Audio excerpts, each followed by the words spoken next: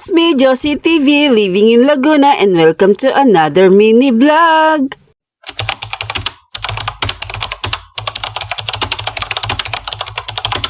Hi guys! For today's vlog, maaga nga pala ako nagising kaya naman may time akong magkape dito sa terrace namin habang wala pa ang sikat ng araw. Madalas kasi nagkakape ako sa loob na ng bahay kasi nga lagi na akong tanghali gumising. Kapag kasi nagigising ako ng 8 o'clock tapos sa terrace pa ako magkakape ng ganong oras, sobrang tindi na ng init. Sabayan ko pa na meron akong iniinom na kape, so anong mararamdaman ko? Doble-dobleng init. Baka mimiya hanapin ko na si Mister. Ang haba na naman ang daldal ko sa inyo. Anyway, balik tayo dito sa aking ginagawa.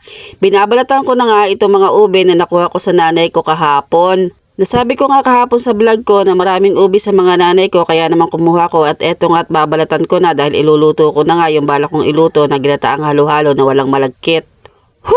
Ang haba nun, walang putol, muntik na akong ubusan ng hininga.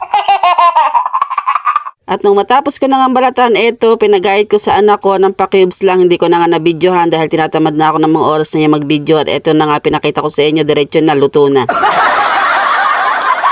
Nilahukan ko nga pala yan ng sagong maliliit, may saging din yan, may kamote at saka nga yung ube.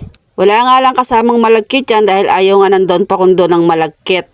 So eto na nga, luto na at sumasandok na nga ako para matimusan na nga ito kung totoong masarap nga itong luto ko. Pero sa tingin ko masarap ito, parang ako lang, hala! Hindi mga guys, mga kapekas, totoo mukhang masarap siya kasi sobrang lapot kahit dalawang kokomama lang ang inilagay ko dyan. Hindi ko nga pala inilahat yung ube dahil sobrang dami nung magayat kaya itinara ko yung kalahati. Siguro gagawin ko na lang yung halaya sa isang araw. Sayang lang kung malapit lang dito ang nanay ko, nabigyan ko na kagad yun pagkahango ko pa lang, akaso malayo nga siya eh. Dahil sa sobrang excited ko nga tikman ko masarap, ayan napaso pa ako. O siya paano, eto lang muna for today's vlog. Thank you for watching. Bye-bye na muna. Bukas na lang ulit.